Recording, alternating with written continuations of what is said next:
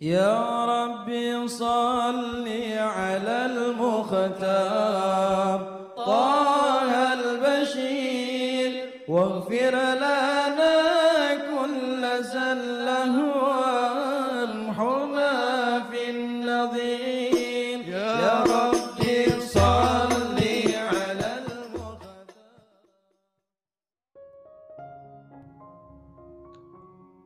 Bismillahirrahmanirrahim. Alhamdulillahirrabbilalamin. Allahumma salli wa sallim ala sayyidina Muhammadin wa ala ali sayyidina Muhammadin miftahi babi rahmatillah adada ma fi ilmillah salatan wa salaman daimaini bidawami mulkillah.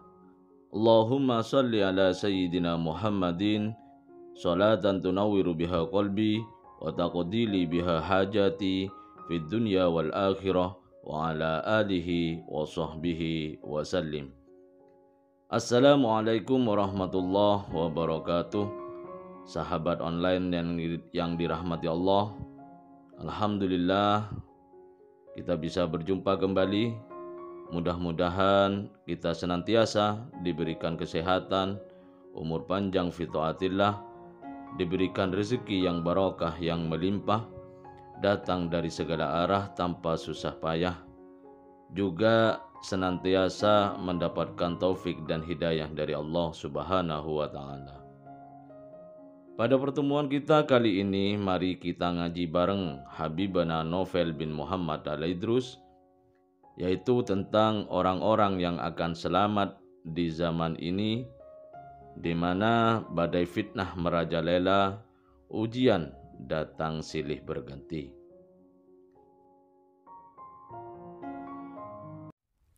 Tentang hamba-hamba Allah Subhanahu wa Ta'ala yang akan selamat di tengah ujian demi ujian, di tengah kegelapan, di tengah musibah demi musibah. Ya, hamba-hamba Allah yang akan selamat. Mudah-mudahan kita semua termasuk hamba-hamba Allah tersebut. Amin. Disebutkan dalam sebuah hadis, takunu fi ummati fitanun la yanju minha illa man ahyahu Allah bil ilm. Umatku akan mengalami berbagai macam fitnah. Ini sabda Nabi Muhammad SAW. Umatku akan mengalami berbagai macam fitnah. La yanju minha, tidak akan selamat dari berbagai macam fitnah tersebut, kecuali illa man ahyahullah bil ilm, orang yang Allah hidupkan dirinya dengan ilmu. Jadi yang akan selamat hanya orang yang dihidupkan oleh Allah dengan ilmu. Berarti mudah ya. Resepnya selamat dari berbagai macam fitnah adalah punya ilmu. Mungkin ada yang nyeletuk. Lah kalau yang buat fitnah yang punya ilmu gimana, Habib? Ya, kalau yang membuat fitnah itu orang-orang yang dia ahli ceramah gimana? Yang dimaksud orang yang punya ilmu itu bukan miturut akal kita. Ya, ada orang punya mungkin ilmunya banyak, tetapi dia bukan yang dimaksud oleh Nabi Muhammad SAW. Karena kalau kita lihat orang munafik yang tubuhnya menampakkan keimanan, tapi hatinya enggak iman, itu banyak yang punya ilmu. Paham ilmu sholat, paham ilmu zakat, paham ilmu tafsir, paham ilmu hadis. Tidak sedikit orang-orang yang semacam itu. Tapi enggak selamat dari fitnah, berbagai macam hal yang tidak menyenangkan di dunia ini. Dari berbagai macam hal yang tidak menyenangkan di dunia ini. Lantas siapakah orang-orang yang dimaksud oleh Nabi Muhammad sallallahu alaihi wasallam? Qala Tirmidzi, ahli hadis Imam Tirmidzi mengatakan, ya'ni al-ilm billah. Yang dimaksud tidak akan selamat kecuali orang-orang yang dihidupkan oleh Allah Ta'ala dengan ilmu, bukan sembarang ilmu, tetapi ilmu yang membuat dia mengenal Allah Subhanahu wa Ta'ala. Semakin tambah ilmunya, semakin kenal Allah. Semakin kenal Allah, semakin taat sama Allah. Semakin kenal Allah, semakin menjauhi larangan Allah. Semakin kenal Allah, semakin sayang kepada seluruh ciptaan Allah. Semakin kenal Allah, semakin tenang dia menghadapi takdir-takdirnya Allah Subhanahu wa Ta'ala. Orang yang kenal Allah, punya ilmu kenal Allah. Saya mau nanya boleh ini? Sederhana. Bu, ibu, suamimu selamat enggak dari fitnahmu?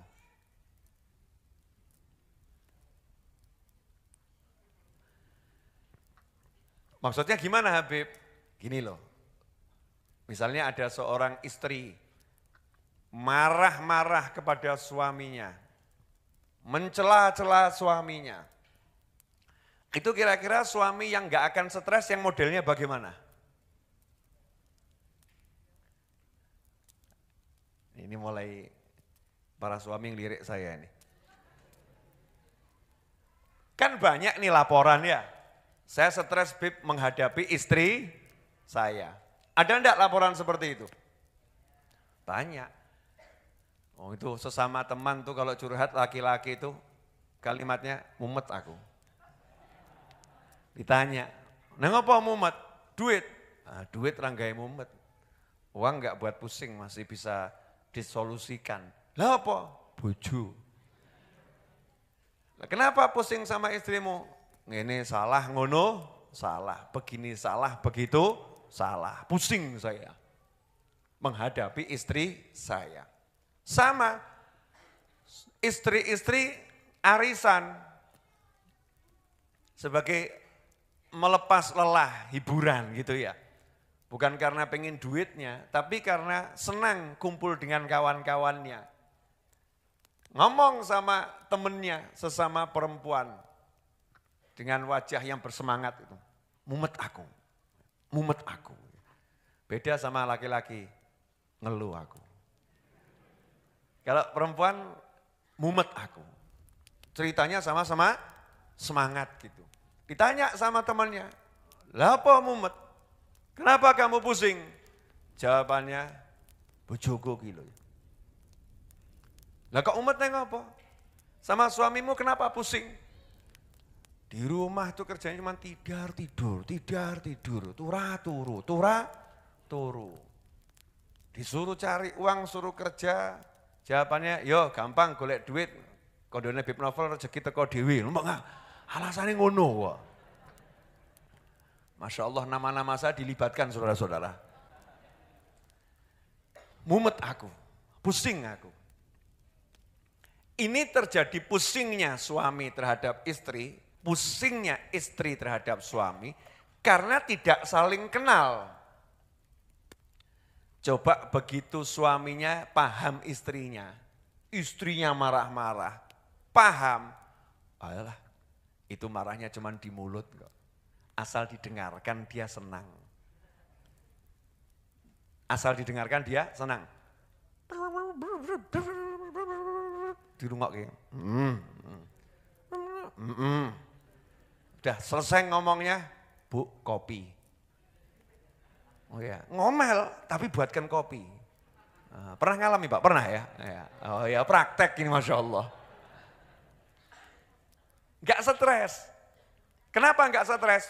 Paham istrinya. Kenal istrinya, ngerti istrinya. Lah baru suami kenal istri, istri kenal suami, hubungan rumah tangganya enggak membuat dia stres. Betul? Bagaimana kalau kita kenal Allah Subhanahu wa taala yang mana Allah menjalankan semua kehidupan ini, Allah yang ngatur semua kehidupan ini, Allah yang merencanakan semua kehidupan ini, kita kenal Allahnya. Kira-kira tenang atau enggak tenang? Tenang mestinya ya. Lah, kenyataannya tenang atau enggak tenang? Enggak tenang. Kenapa? Nah, disuruh kenal sama Allah, pilih kenal yang lain. Ya Allahnya marah. Masih ingat ceritanya Imam Junaid Al-Baghdadi rahimahullah? Masih ingat enggak? Yang dilapori istri karena suaminya nikah lagi itu. Masih ingat? Oh, para suami tidak mau menghafalkan cerita ini ibu-ibu. Jadi judulnya istri mengeluh karena suaminya nikah lagi itu sudah ada sejak zaman dahulu kala. Tapi ya coba tiru loh ya. Yang mengeluh jangan ditiru, yang dikeluhkan jangan ditiru. Ini sekedar cerita yang akan kita petik hikmahnya. Suatu hari Imam Junaid Al-Baghdadi, pemimpin para sufi rahimahullah, lagi duduk sama murid-muridnya, didatangin seorang istri yang langsung curhat terang-terangan. Ya Syekh, guru, saya mau apa ya? Bukan curhat sebetulnya. Mau melaporkan suami saya. Melaporkan suaminya sama ulama. Maksudnya ya biar suaminya itu dinasehatin ya. Ya dan maksudnya biar dia lega juga gitu ya. Curhatnya pada ulama besar gitu. Minimal kasusnya diketahui sama ulama besar. Ada apa Bu? Tenang, ada apa? Itu kalau bahasa kita gitu sekarang. Suami saya nikah lagi. Sama bahasanya emosi marah. Coba kalau ibu-ibu mengalami seperti itu, marah atau enggak marah? Ngomong atau Bu? Ngomong. Bu, kalau ngalami seperti itu marah atau enggak marah? Nah gitu loh ya. Tunjukkan sisi kewanitaanmu. Marah atau enggak marah? Marah atau enggak marah? Ya marah, wajar. Tapi ya jangan dituruti emosinya. Harus dikendalikan. Betul atau betul? Oh iya, karena amarah itu tidak boleh diikuti. Wal kadhiminal ghaidh. Dan orang-orang yang mampu menahan marahnya, itu dapat ampunan dari Allah Subhanahu wa taala. Nah, perempuan ini menyalurkan amarahnya betul.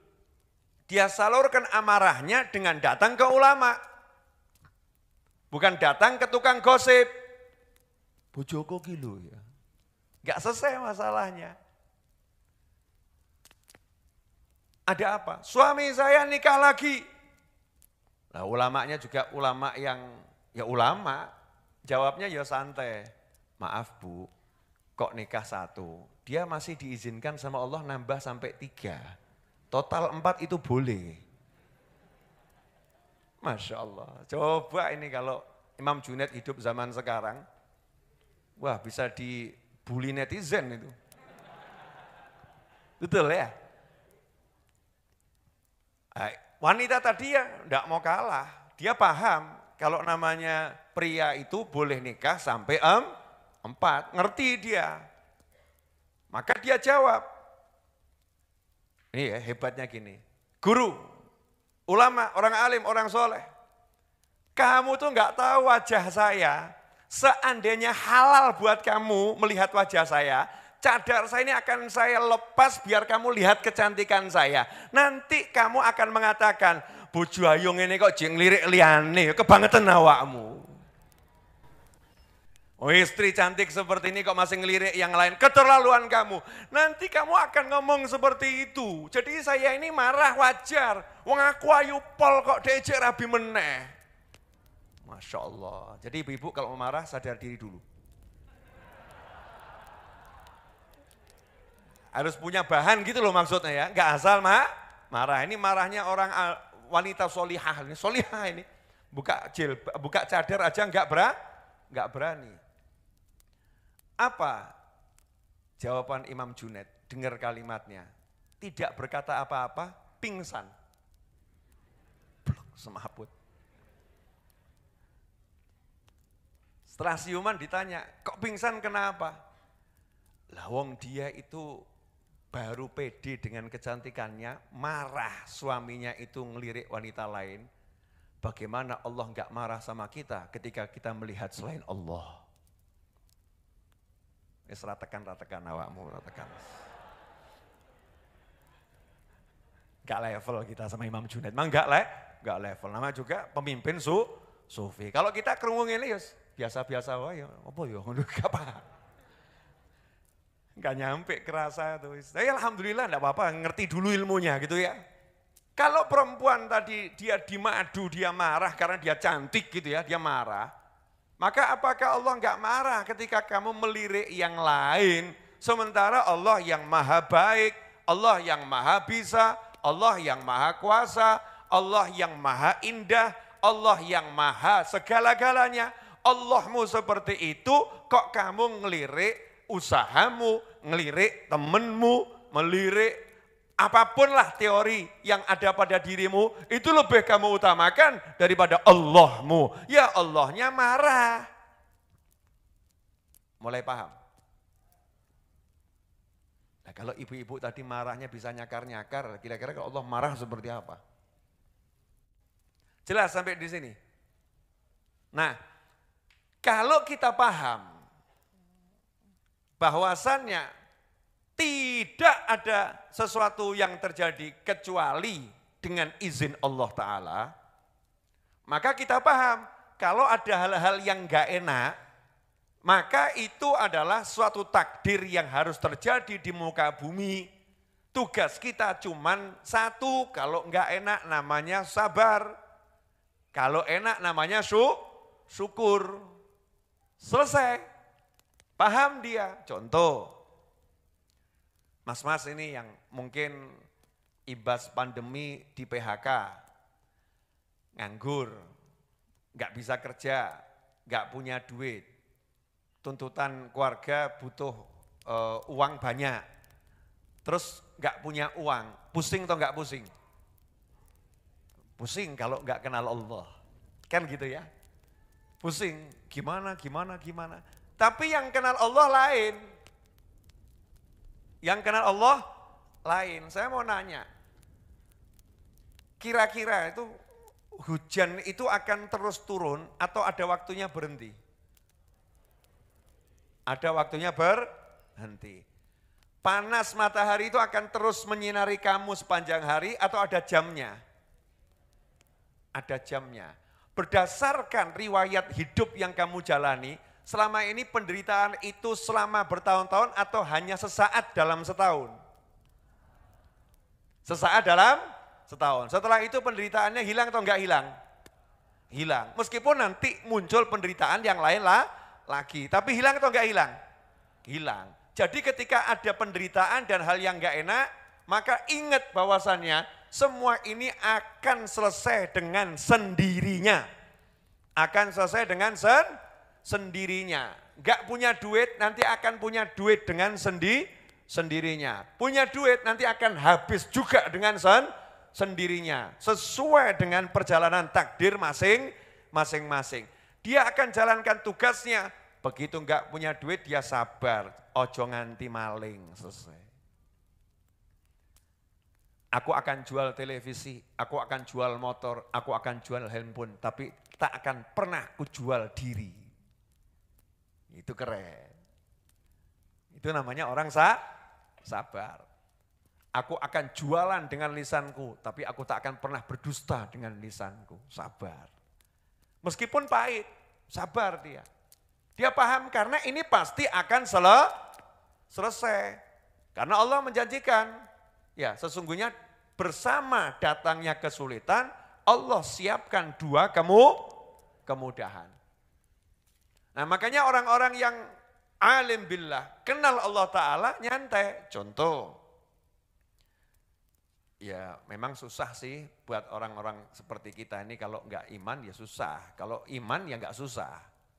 Alhamdulillah kita mukmin ya, iman ya. Oh, ini kelasnya ya bukan kelas Nabi, tapi ya kelas pewaris Nabi kan ya bedanya ya bukan tipis sih, beda jauh ya. Tapi kan tetap minimal punya warisan Nabi, itu yang namanya orang yang cari ilmu, betul. Saya ambil contoh di dalam Al-Quran saja, enggak usah jauh-jauh. Kisah wali dulu, jangan Nabi. Wali dulu ya, jangan Nabi. Nanti kalau Nabi jenengan akan ngomong, itu Nabi gitu ya. Tapi kan Nabi untuk dicontoh ya, untuk dicontoh. Sekarang kita kisah wali dulu. Nah, tahu kisahnya Sayyidatuna Maryam alaihassalam? Banyak Bib, yang mana? Sayyidatuna Maryam alaihassalam itu pasti bukan Nabi karena perempuan. Hamil. Kandungannya besar, hampir melahirkan. Lapar, dicaci, dimaki, dihina, difitnah. Enak enggak itu? Bayangkan ya Bu ya, perempuan hamil tua, kemudian satu kampung bilang, kamu ini merusak nama baik keluargamu. Keluargamu itu keluarga baik-baik, tapi kamu kok bisa hamil tanpa suami? Kira-kira itu ringan atau berat buat wanita dibegitukan? Berat. Sementara Sayyidatuna Maryam alaihissalam enggak minta. Enggak minta sama Allah Ta'ala untuk punya anak, orang belum punya suami kok. Coba ibu belum punya suami, dungo, ya Allah beri saya anak. Kan dia medeni itu ya. Betul kan ya? Sayyidatuna Maryam alaihissalam itu belum punya suami. Enggak minta. Tiba-tiba dikasih sama Allah, hamil gitu. Problem atau enggak problem? Jangankan kok yang enggak minta dan tidak punya suami tiba-tiba hamil. Lah wong yang punya suami tiba-tiba hamil aja problem. Aduh, meteng meneh. Wah, jebol. Kepriben iki gitu ya. Piye iki? Kok iso ngene? Bagaimana ini? Dan lain sebagainya. How? Piye carane? Gimana caranya? Bahkan dongo. Masya Allah. Kalau menggugurkan itu dosa, tidak boleh. Ya aku tak dongo we. Moga-moga keguguran. Masya Allah. Kan bukan saya itu proses alami. Sengaja naik motor ya, golek jeglongan sing akeh. Jeglong. Malaikat ngakak, Bu, itu takdirnya bayinya lahir. Ki bocah dijeglong-jeglong kok tambah pinter gitu ya. Masya Allah. Ada enggak istri yang begitu? Bu, ada enggak yang begitu? Orangnya juga hadir di sini kok, suaminya ngomong, Bu, meteng nah ya, meteng dhewe gitu ya. Yang model begitu ada enggak? Ada. Sampai didoakan sama orang, saya doakan kamu segera punya anak lagi. Amit, Masya Allah. Yang gitu ya ada gitu ya. Habib kok tahu ya, saya yang ngalami ketemu orang begitu kaget juga orangnya ngomong gitu saya kaget. Masya Allah. Perempuan saking takutnya punya anak. Nanti enggak bisa ngurus dengan baik. Ya mungkin dia suaminya ya modelnya begitu sakarepe dewe, enggak ngewangi ketika menyusui, suaminya enggak bantu nyusuin. Maksudnya ngasih itu loh, apa namanya, susu kaleng tuh loh ya.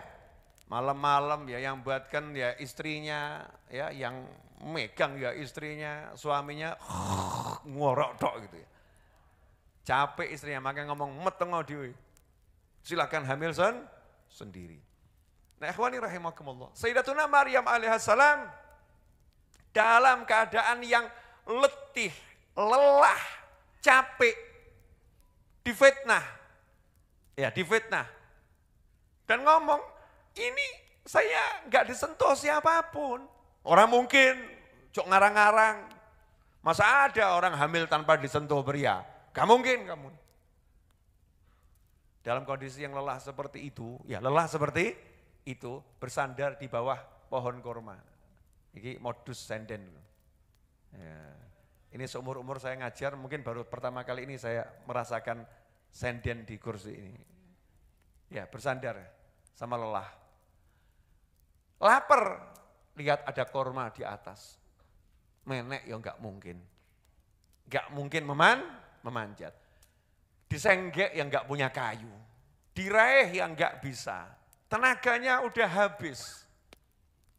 Tiba-tiba Allah membisikkan dengan wahyunya. Itu namanya ilham. Karena bukan pada Nabi, ilham. Goyangkan batang korma itu. Nanti buahnya akan berjatuhan. Buahnya akan berjatuhan. Sayyidatuna Maryam alaihissalam ketika menghadapi yang gak enak, ketika difitnah, ketika dicaci, ketika dimaki, ketika dihina, ketika lemah, ketika letih, ketika lelah, istiqomah, tetap percaya, happy ending. Pasti nanti pemenangnya adalah aku. Pasti nanti Allah akan memberikan jalan keluar. Pasti Allah akan ngasih solusi. Ya nyantai, dijalani, semua tadi dijalani, capek ya dijalani, tapi tidak merasakan itu. Karena hatinya dihibur sama Allah Subhanahu wa ta'ala. Goyangkan batang korma, dipegang, ya diobah, gak ubah. Buahnya berjatuhan. Setelah itu bayinya lahir. Masalah atau enggak masalah? Masalah. Mesti kan kalimat-kalimat enggak jelas muncul ya. Anak haram yang ini dan lain sebagainya. Nyantai Sayyidatuna Maryam alaihissalam paham. Pasti Allah akan kasih solusi. Kemudian Allah ngasih solusi apa? Suruh nanya saja sama bayinya. Tiba-tiba bayinya bisa ngomong. Dari dicaci, dihina, difitnah, akhirnya dikeramatkan. Ini wanita suci. Betul. Happy ending. Wanita suci, ini wanita yang luar biasa. Happy ending. Nabi Ismail alaihi salam. Umur 10 tahun atau kurang lebih 12 tahun. Berbeda pendapat ahli tafsir. Ayahnya tiba-tiba ngomong, lama gak ketemu, sekali ketemu ayahnya ngomong, nak semalam ayah bermimpi menyembelih dirimu. Anaknya paham kalau bapaknya itu nabi, bapaknya rasul, kalau mimpi berarti wahyu. Anaknya gak ngomong, ayah mungkin itu mimpinya dari setan, tolong dipastikan lagi dicek. Mosok ayah mau nyembelih anak gitu. Enggak begitu. Nyantai, anak ini paham. Orang yang istiqomah kepada Allah, happy ending. Dengan pede, jawab. If'al ma tu'mar. Laksanakan saja ayah yang Allah perintahkan kepadamu. Allahnya enggak disebut. Laksanakan saja yang diperintahkan kepadamu. Nanti engkau insya Allah dapati aku termasuk dalam kelompok orang-orang yang sabar. Hasilnya, diletakkan lehernya, kemudian dengan senjata yang tajam diarahkan ke lehernya, ya, disembelih seperti bagaimana proses menyembelih pada umumnya. Hasilnya apa? Lehernya dibuat seperti baja, kebal. Nah saat itu Allah katakan, sudah kamu buktikan mimpi, sudah kamu jalankan perintah, dah jangan dilanjutkan lagi. Nih aku kirim domba dari surga, yang kamu ganti sekarang sembelih saja dombanya. Terus disuruh kita mengingat sampai hari kiamat. Idul Kurban. Happy ending. Nabi Musa alaihissalam. Ini saya ngasih contoh-contoh ini biar nanti ada garis bawah yang akan saya garis bawahi. Nabi Musa alaihissalam dikejar-kejar Fir'aun itu kan ya sudah, Masya Allah ya. Fragmen atau jalur hidupnya Nabi Musa itu dari kecil sudah penuh dengan ujian. Dari kecil penuh ujian. Tapi menarik loh ya. Diuji, dijauhkan dari ibunya, dihanyutkan di sungai. Ditemu sama istrinya Fir'aun. Dipe anak sama Fir'aun. Dari hidupnya itu di aliran sungai, tiba-tiba hidup di dalam istana. Setelah hidup dalam istana, ngalami fitnah, ya dituduh membunuh, akhirnya harus menyelamatkan diri, bukan melarikan diri, tapi menyelamatkan diri. Selesai menyelamatkan diri dalam keadaan yang lelah, dipek mantu Nabi Syuaib alaihi salam, justru dapat istri. Setelah dapat istri, punya anak, kemudian kembali kepada Fir'aun, mulai melanjutkan dakwah yang ada, ya penentangan yang luar biasa, akhirnya ngajak kaumnya semua untuk pergi, lagi-lagi menyelamatkan dari siksaannya Fir'aun, nyebrang lautan. Sebelum nyebrang lautan, ternyata depan ada lautan yang ganas, belakang Fir'aun dan bala tentaranya, senjatanya lengkap, seperti Rusia lawan Ukraina.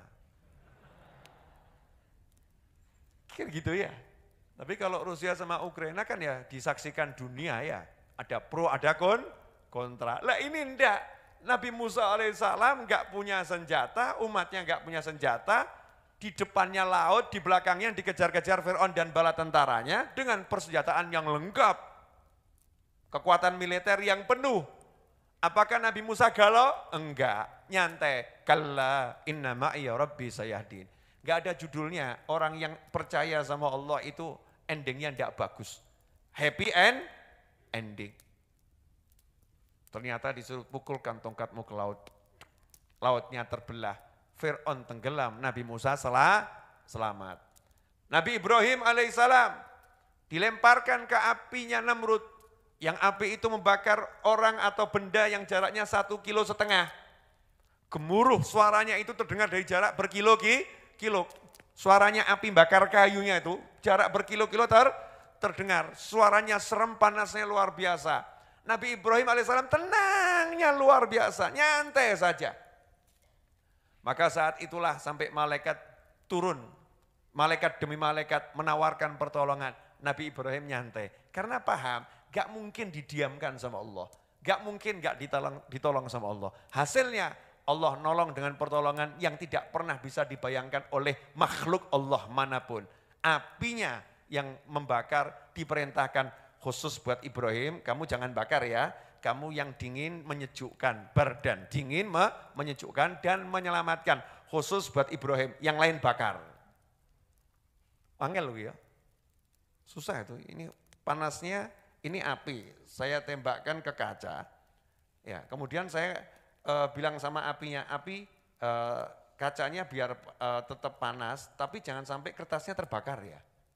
Buat kertasnya biar aman-aman saja. Kan ya angel tuh ya. Padahal kertasnya itu di dalam ini kacanya ini, kan susah, tidak bisa kan, tapi Allah yang nyuruh kok, ya apinya nurut, sami'na wa ata'na, wong api itu makhluknya Allah subhanahu wa ta'ala, apinya bisa berubah sifat, dari membakar menjadi membakar sekaligus mendinginkan, membakar untuk kayu, mendinginkan untuk Nabi Ibrahim alaihissalam, sesuatu yang enggak masuk akal. Ini kalau dipretelin satu persatu ya, Masya Allah. Dari tadi, Ashabul Kahfi dikejar-kejar, masuk gua, ditolong sama seekor anjing. Anjingnya jadi satpam. Kadang-kadang nih yang jaga majelis kalah sama anjing.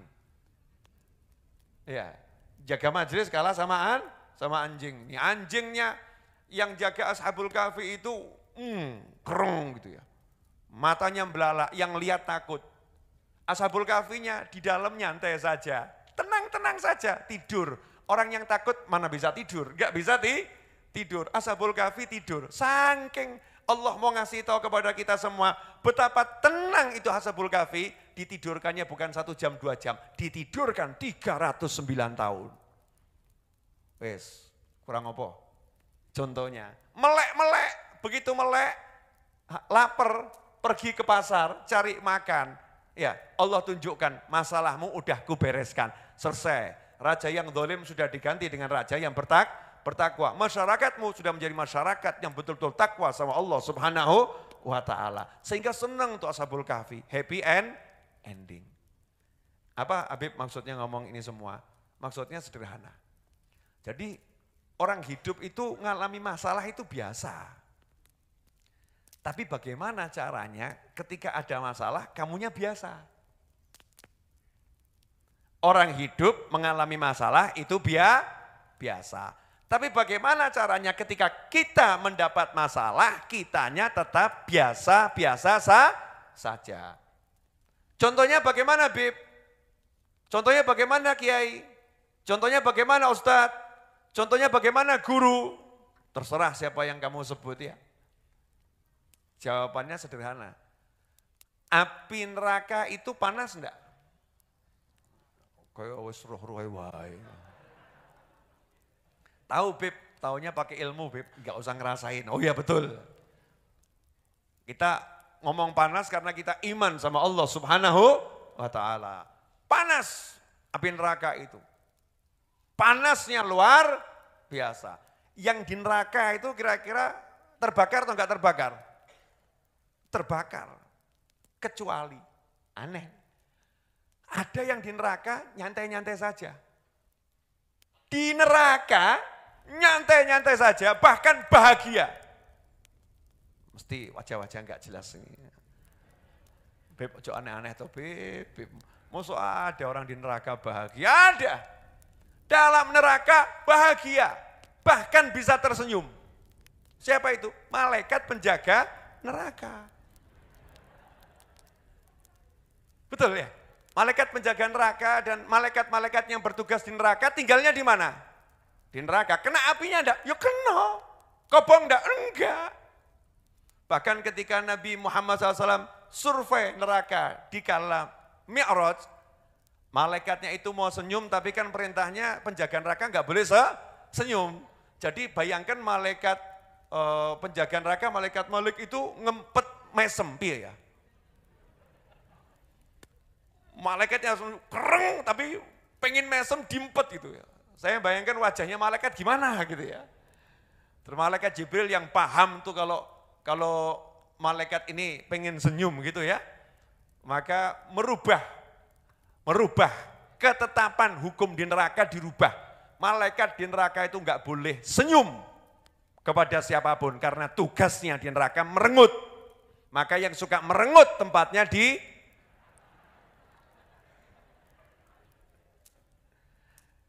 maka malaikat Jibril alaihissalam ngomong, senyum kamu. Ini Nabi Muhammad SAW. Seneng malaikat, boleh mesem. Di neraka boleh mesem. Ya hanya sekali itu. Ketika Nabi SAW survei, mesem malaikat puas. Senyumnya luar biasa. Jadi di dalam neraka bisa senyum bahagia. Tidak terbakar, bahkan bertugas. Dengan puas ngajar yang layak diajar. Na'udzubillah min dzalik. Maksudnya bagaimana Habib? Dikatakan oleh para ulama, innallaha ibadan fi awqatil mihan wal mihan la tadurruhum. Allah punya hamba. Ada hamba-hamba Allah itu yang kena al-mihan, ujian dan berbagai macam ujian, permasalahan. Tetapi masalahnya enggak bisa membuat dia celaka. Apapun masalahnya enggak bisa mencelakai dirinya. Apapun masalahnya enggak bisa membuat dia susah. Sedih itu wajar. Tapi sedih karena Allah. Tapi enggak buat hatinya susah, enggak buat galau. Apapun masalahnya. Kok bisa begitu? Jawabannya kal malaikah. Seperti malaikat al-muwakkalina bin nar. Malaikat yang bertugas di neraka. Ya, malaikat yang bertugas di neraka. Wan nar la tadurruhum. Sedangkan neraka tidak bisa mencelakai malaikat tersebut. Kok enggak bisa celaka oleh api neraka? Kenapa? Karena malaikatnya menjalankan tugasnya Allah Subhanahu wa taala. Maka resep kalau kita enggak pengen celaka, enggak pengen susah, enggak pengen terkena yang enggak enak dari masalah dan musibah model apapun, jalankan tugas dari Allah terhadap diri kita. Selesai. Disuruh sholat, sholat. Suruh bakti sama orang tua, bakti sama orang tua. Disuruh mengeluarkan zakat, keluarkan zakat. Disuruh tahan pandangan, tahan pandangan. Pokoknya perintah Allah jalankan, larangannya jauhi. Selesai. Nanti musibah model apapun, Musibahnya mungkin nempel tapi nggak ngelukai. Apinya nempel ke malaikat tapi nggak ganggu malaikat. Pernah lihat film dulu, film kan khayalan yo. Yang ahli silat dari tangannya keluar api. Api dipegang. Bahkan apinya dijadikan senjata. Mortal Kombat. Wah. Betul gitu ya. Yang suka main game-game itu ya. Dari tangannya keluar api. Apinya enggak mencelakai, justru jadi senjata. Bisa dipegang, bisa dibuat mainan. Kok iso? Lawang dunia persilatan saja bisa percaya seperti itu kok. Ya, kamu mukmin kok enggak percaya? Kalau bahwasannya musibah itu bisa jadi mainan buat orang-orang soleh, justru menjadi senjata untuk menaikkan pangkat dan derajat untuk melawan kehidupan. Kan luar biasa. Ini mulai tanda-tanda pusing ini. Beb, malam ini kok ngajinya berat? Ya, judulnya aja bagaimana cara hidup di tengah musibah. Betul kan ya? Nah, dalam hidup ya begitu saja. Gak punya duit, gak usah dipikir tugasmu apa, ya kerja, kan begitu. Gak punya penghasilan, gak usah dipikir tugasmu apa, jalankan. Kalau tugasnya itu keluar, cari nafkah, ya keluar cari nafkah. Gak usah mikir dapat atau tidak. Lah yang buat pusing kan kakean mikir. Bu, jadi kalau suaminya keluar cari nafkah, pulang gak bawa duit, ibu gak usah pusing ya bu. Ya karena kalau ibu pusing itu dua masalah, sudah nggak ada duit ibunya pusing. Betul? Ya, namanya masalahnya dua. Nyantai saja. Bagaimana kita hidup di tengah hal-hal yang nggak enak gitu loh. Caranya yaitu. Nah apapun masalahmu akan selesai, nyaman. Kalau kamu betul-betul istiqomah dengan tugasmu dari Tuhanmu, selesai. Ya, masalahnya enggak, udah enggak punya duit, nekat enggak sholat. Udah istri marah-marah, nekat enggak puasa Ramadan. Semakin jarak, Allahnya semakin ditantang. Ya, Allahnya semakin ditantang. Sudah suaminya kerja cari duit susah, istrinya nekat, lepas jilbab. Roknya dinaikkan. Masya Allah. Ini kan melawan Allah yang maha kuasa. Kita jangan seperti itu. Mestinya semakin kita istiqomahkan, nanti hasilnya seperti yang ada pada Nabi, Rasul, dan orang-orang yang soleh. Wa man yattaqillaha yaj'al lahu makhrajan wa yarzuqhu min haitsu la yahtasib. Dah. Terakhir, sedikit bocoran ilmu yang saya dapatkan di Kalimantan Selatan di majelis di Banjarbaru semalam.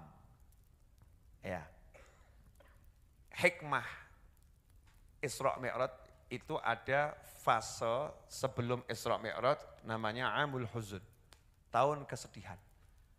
Betul ya? Nabi Muhammad SAW diizinkan oleh Allah Ta'ala untuk merasakan kesedihan yang mendalam atas wafatnya istri tercinta Sayyidah Khadijah radhiyallahu ta'ala anha dan pamannya Nabi yang namanya Abu Thalib. Sedih Nabi Muhammad SAW dengan kesedihan yang luar biasa. Pertanyaannya, hikmahnya apa ya? Kok Nabi diizinkan mengalami kesedihan? Hikmahnya apa? Jawaban yang bisa saya dapat, hikmah loh ya, hikmah adalah karena Allah ingin memberikan kebahagiaan yang maksimal pada Nabi Muhammad SAW. Gini, saya pengen buat kamu merasakan masakan saya dan terasa sangat enak. Caranya bagaimana? Nomor satu, saya akan laparkan dulu dirimu. Dia ngobrol, gak kasih makan, gak kasih minum, kerucak, kerucuk. Betul ya? Betul kan? Nah, maka muncul satu kalimat, makan dikala lapar mesti enak. Makanya ada pertanyaan, iki enak apa enak luwe, kan begitu ya. Ini enak atau enak karena lapar. Artinya menyantap sesuatu di kala lapar itu sudah enak, apalagi kalau sesuatu itu memang enak betul. Nah, sama gitu, sesuatu yang enak kita makan ketika kenyang, enak enggak? Ya enak tapi biasa-biasa saja, betul? Biasa-biasa saja. Maka untuk memberikan kebahagiaan terbesar pada Nabi Muhammad SAW, dan ini kebahagiaan yang paling besar yang dirasakan Nabi Muhammad SAW, yaitu bertemu dengan Allah Subhanahu wa ta'ala, liqa'u rabbih, bertemu dengan Allah Subhanahu wa ta'ala, maka Allah membuat Nabi Muhammad SAW merasakan kehilangan. Membuat Rasul merasakan kehilangan. Ketika Nabi SAW merasakan kehilangan, ya kehilangan yang disayang, kehilangan yang dicinta, Allah sudah merencanakan akan memberikan ya pertemuan dengan yang paling dicinta, yaitu Allah Subhanahu wa ta'ala. Makanya ketika Rasulullah SAW dipertemukan dengan Anbiya wal Mursalin, itu rasanya enggak biasa-biasa saja. Kenapa? Karena barusan merasakan kehilangan yang luar biasa. Kemudian dihibur dengan pertemuan orang-orang yang dicintai Rasul dan dicintai Allah Subhanahu wa ta'ala. Dan surprise, enggak sampai di situ, ternyata Nabi SAW diajak untuk ketemu Allah Subhanahu wa ta'ala. Sehingga rasa senangnya itu maksimal. Nah, di sini ada pelajaran. Kalau ibu-ibu, bapak-bapak lagi merasakan hal-hal yang enggak enak, husnudzoni, prasangka baik, ini Allah akan memaksimalkan kebahagiaan yang akan kudapatkan. Ada orang nikah, terus punya anak, bahagia enggak? Bahagia. Nikah 20 tahun enggak punya anak, tahun ke-21 punya anak, bahagia enggak? Bahagia. Bahagianya sama enggak yang awal tadi sama yang kedua nih? Beda. Betul kan? Beda. Ada orang umur 17 tahun langsung bisa nikah, bahagia enggak? Bahagia. Ada wanita sudah umur 40 tahun, enggak ketemu jodohnya. Umur 41 ketemu jodohnya, berondong, muda, ganteng, pinter, soleh, sugih. Sama nanya, bahagia atau enggak bahagia? Pol ya, wah betul kan ya? Bahagianya luar biasa. Kenapa? Karena merasakan dulu yang namanya sesuatu yang tidak enak. Nah ini hikmah, makanya kalau kita pengen ya bisa merasakan nikmat itu ketika ada yang enggak enak, prasangka baik. Allah lagi mau membahagiakan saya. Dengan caranya Allah Subhanahu wa ta'ala, kitanya istiqomah jalankan tugas. Nabi istiqomah SAW menjalankan tugasnya, dakwah, dijalankan, ya hasilnya dibahagiakan. Udah semuanya udah bahagia? Nah, jadi apapun masalahnya jangan disebut terus. Beb saya ini, beb Ustadz Kiai, beb Ustadz Kiai, mumet gitu ya. Itu loh bayangkan yang di Ukraina sana, bagaimana rasanya rakyatku Ukraina itu loh.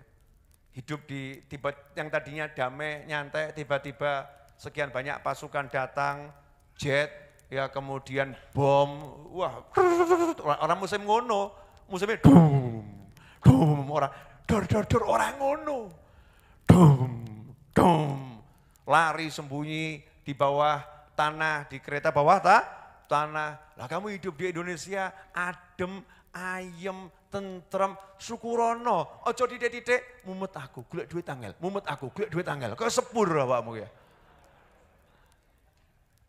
Cari duit susah, cari duit susah. Sepur dulu kan gitu ya. Cari duit susah, cari duit susah. Itu sepur zaman dulu.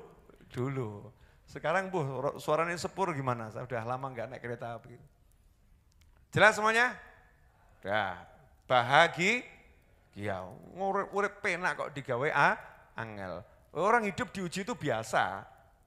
Terakhir ini. Rodok ngamuk aku ini. Pernah jadi bayi? Pernah? Ini sudah sering saya sampaikan, tapi tak ulang lagi. Pernah jadi bayi? Pemirsa dimanapun Anda berada, perhatikan nih, Mas Seto, tolong di zoom ke saya Mas Seto. Kamera depan, ini penting nih. Ya. Pemirsa,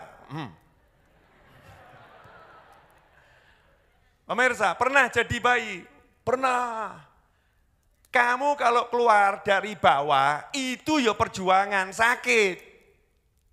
Sebetulnya kamu merasakan sakit, tapi dilupakan rasa sakit tadi, sehingga tidak terasa. Tapi ibumu, takonon lo Jal, Bu, gak sakit toh? Ngawurmu. Semua rasa sakit terkumpul saat itu. Sakit, ya. Wajar orang hidup begitu merasakan sakit. Tapi setelah seneng, kok aneh yo. Bagaimana sakit bisa hilang dalam sekejap ketika mendengar suara tangis yang memekakkan telinga. Emangnya tangisanmu suaranya indah? Ibumu, anakku, Masya Allah, mesem. Hidup tuh cuman gitu. Dari perut dibelek, operasi. Rumang samura loro. Ayo tak coba pi.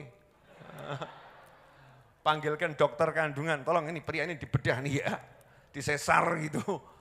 Sakit itu.